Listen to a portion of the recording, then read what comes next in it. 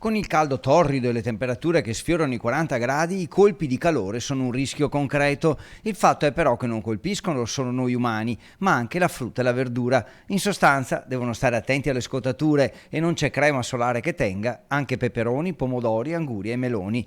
Coldiretti Veneto lancia l'allarme per i prodotti pronti alla raccolta, che rischiano così di essere buttati, vanificando un anno di lavoro, a partire da insalate, peperoni, melanzane, meloni e angurie, che mostrano già evidenti segni di scottature sulla loro buccia.